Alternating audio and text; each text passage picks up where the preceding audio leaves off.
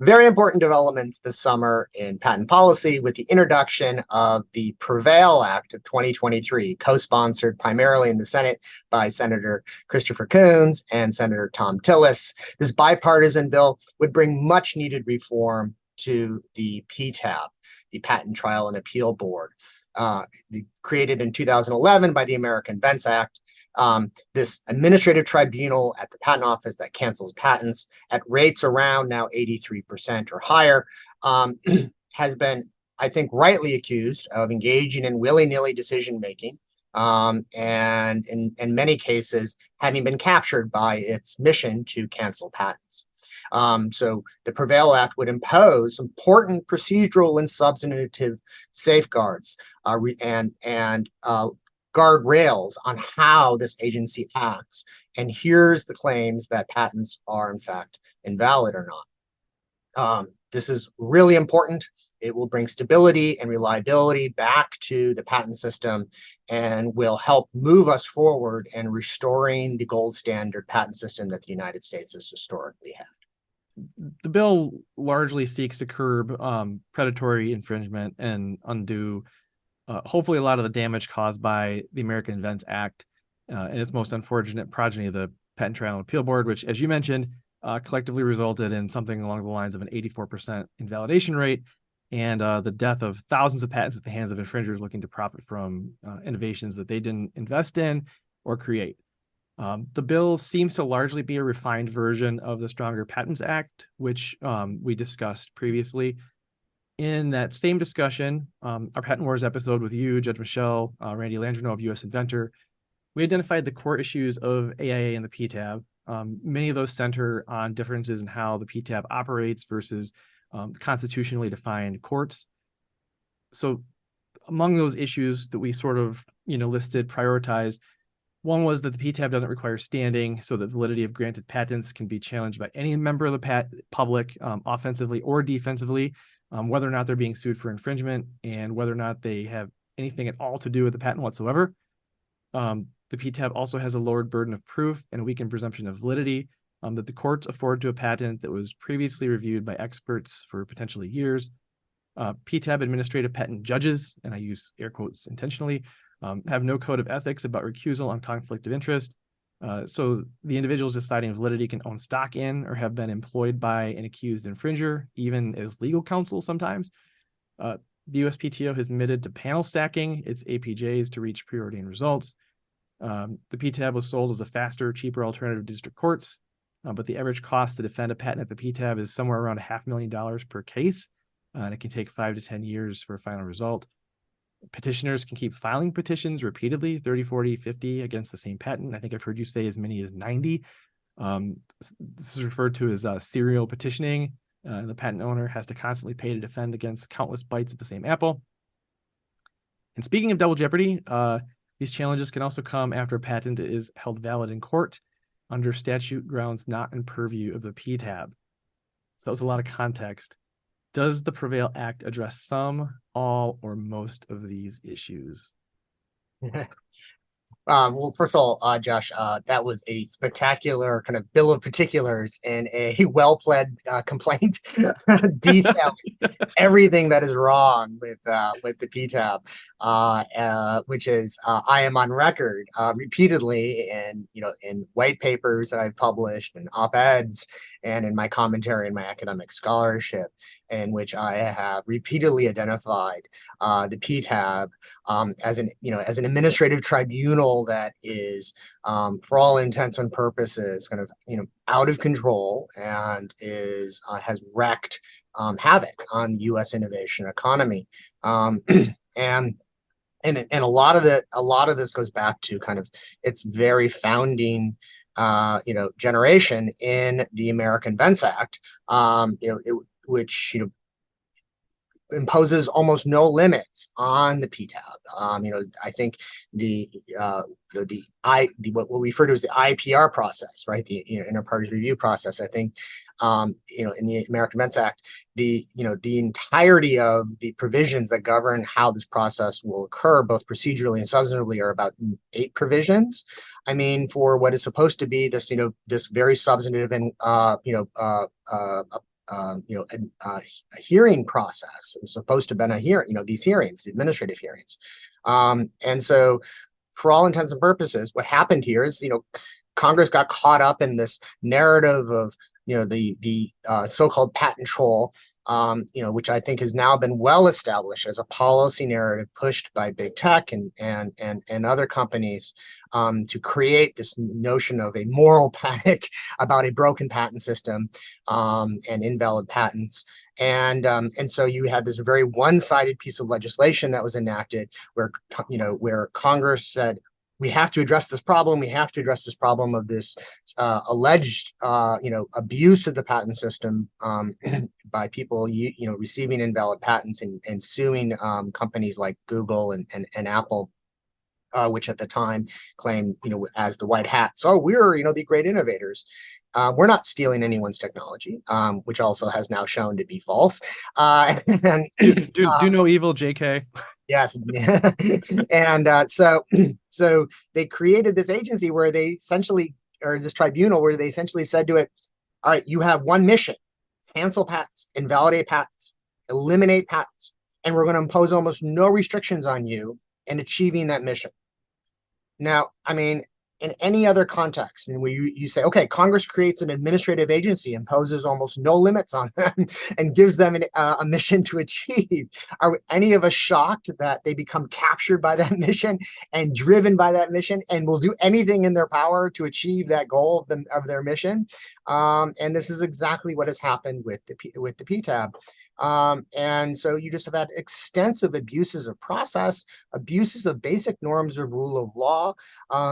Something that that Justin mentioned among his identification of numerous problems with the PTAB, of course, is panel stacking, where they were literally adding judges, or I shouldn't call it. Sorry, I will follow Chief Justice Roberts' point in one of the PTAB cases where he said to the attorney, "What did you call these people at the PTAB, judges?" I use a different term for that. So these administrative patent judges, as they're called, that they were literally adding administrative patent judges to panels. You're supposed to have 3 judges. In one notorious case, they ended up with 7 total APJs in order to reach the preordained right result. And it's almost shocking that these are lawyers these are all lawyers. These are people with law degrees. They went to law school. And even before law school, they learned about, and everyone has studied in history, the whole controversy over FDR's court packing plan. And yet no one blinked an eye and no one said, maybe there's a problem here in due process and the rule of law, and adding more APJs, more administrative judges to a panel in order to reach a preordained right result.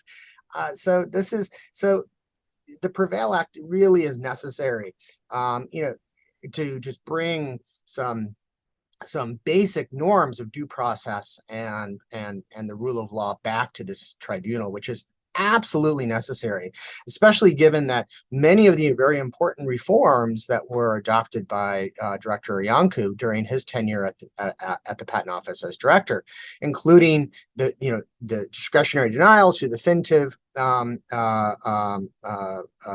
test, and his creation of this kind of appellate and precedential decision-making process as a way to address this, and the superficial justification or rationalization for panel stacking, that have been eliminated for all intents and purposes by the current director. So you just have this kind of whipsawing back and forth, of different procedures, different rules, things changing on a month-to-month basis. And this is exactly, what undermines and kills the function of property rights as a reliable and effective legal platform for people to rely on to say, okay, my rights will be the same today as they will be 5 years from now. So you can invest in me, and we can go into the market and spend hundreds of millions of dollars, if not billions, to create a supply chain to produce new products and services. The PREVAIL Act is incredibly important, and it's absolutely necessary if we're going to have any semblance of the patent system that drove the U.S. innovation economy for the 200 years before the AIA was created, the PTAB. With the ANPRM, that might be considered it actually makes more sense for Congress to do it Yeah, because in theory, right, and the ANPRM could be changed or could be right. pulled by any other directive, right? Okay. Yeah, I mean, so here's the problem, right? Is that, so Michelle Lee, the director who really implemented most of the, of the processes and procedures at the PTAB, reflecting, the fact that she was primarily trained as a lawyer at Google, to which she went back after she left the director's office. I believe that she's back at Google now, so again, big surprise, big tech, it's been recognized and repeatedly identified in newspaper articles and everything that they had incredible influence in the Obama administration, incredible in a lobbying influence on the Hill for a very significant period of time when the AIA was enacted and when the PTAB was being implemented. And so then Andre Yanku comes in and and replaces and reverses and brings a semblance of the order of the rule of law back to the PTAB and some of its processes and procedures. And then Director Vidal comes in and starts changing those things again. And the next director could change them again, and the next director can change them again. And we can have this constant vacillation back and forth between new directors and new administrations at the USPTO.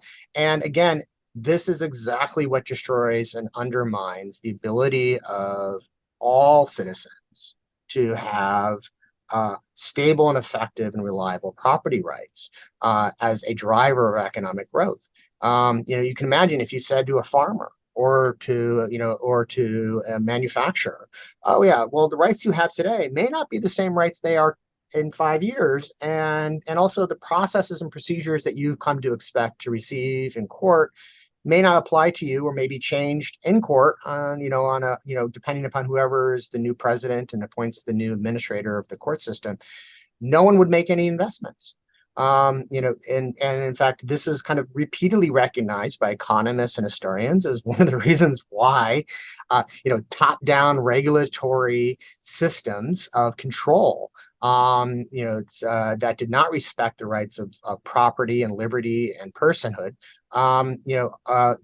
did not produce economically viable socioeconomic systems. So communism and other kind of authoritarian regimes collapsed economically for exactly these reasons. And so, this has been kind of recognized as one of the reasons why countries like the United States and others succeeded. It's not the sole reason, but it's one of the key foundational pillars that people had kind of the rule of law and due process and stable legal institutions in which they had their rights of property and contract and liberty secured to them. And that was implemented with patents as well as property rights.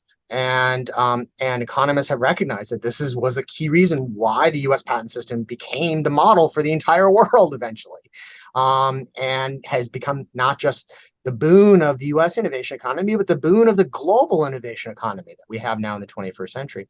And this is exactly what the PTAB has kind of cut out from underneath. And this is why we no longer have reliable and effective patent rights in the United States. This is why in the most recent kind of most recent study that was released, in a survey of stakeholders in the innovation industries and lawyers, people said European patents are actually their patents that people rely on more now than U.S. patents. And that portends very darkly for the future of our own economy and the success of our society. Isn't even just a question. It's just I think it's a good bookend of the conversation because I think it's a very vindicating thing for people who have been there, sort of like pointing these things out for more than a decade. So I read this opinion piece recently, and I'm deliberately withholding the author's information until the end here. So the author talks about how the PTAB was intended to serve as a more efficient alternative for challenging patents than costly, time-consuming district court litigation, right? But that what actually happened was that Congress created a system that was, as we've said, abused by the tech giants who flocked to the PTAB, and they used it as a forum to overwhelm their smaller competitors through a sheer volume of resources that they command, right? So the author goes on to provide these two quotes. First one is, Predatory infringement puts the entire ecosystem at risk. When companies exploit the legal system to hold patents hostage with multiple challenges, they devalue the underlying intellectual property. The author goes on to say, innovative startups are striving to produce revolutionary new technologies. They can't do so if giant companies that want free use of startups' discoveries can abuse the system to grind them down. He rightly concludes that Congress must now take action to curb this abuse and return the PTAB to its initial purpose. So who wrote this? You might reasonably conclude that this was written by an inventor advocacy group. Sounds like something maybe even U.S. Inventor would put out, right? But you'd be wrong. This was an opinion piece authored by former Representative Lamar Smith, a Republican from Texas, in an opinion piece he wrote for the San Antonio Express. And this name might be familiar for anyone who's following along at home, because this is the congressman who worked alongside Senator Leahy to craft the AIA to begin with. His name is literally on the Leahy-Smith America Invents Act signed into law in 2011 that gave birth to this monstrosity. And this piece drips with remorse from one of the authors who breathed this thing into existence. And if that alone doesn't underscore the fact that now is time for change, I don't know what does. Yeah. I mean, it's just, I think you're exactly right, Josh, and everyone should read, Representative Lamar Smith's opinion piece that he published, because it is, a damning indictment of what the PTAB has become, and its impact on U.S. innovators and the U.S. innovation economy, which is clearly detrimental. The narrative at the time of the American Invents Act was, oh, there's all these invalid patents that are exploited by so-called patent trolls, and these little mom and shops, stores and innovators and startups can't afford the extensive costs of regular court when they're threatened with litigation from these so-called patent trolls with their invalid patents. And so we need this we need this efficient and cheap way to quickly eradicate and eliminate these patents. There have been almost no mom and pop shops that have filed any PTAB petitions in the 10 years since the PTAB has been in existence. The top filers of all of the PTAB petitions are all of the big tech companies: Apple, Microsoft, Cisco, Intel, Samsung, and the companies that they pay to file more PTAB petitions on their behalf, like Unified Patents. And so this is clearly an example of what economists and many others have talked about, where companies or individuals with lots of access to political actors have the ability to shape legislation under the rubric of the public interest that really just serves their immediate practical interests. And the stories now that we are hearing of companies like Mossoff and companies like Centripetal and companies like Sonos, which are classic American startup stories, classic American innovators, which have been abused through the PTAB and through the court system more generally by big tech, by Google, Apple, and Cisco. This is a serious problem, because those three companies, which have kind of come to prominence in some of the public discourse and discussions about the PTAB, are just a small tip of the iceberg.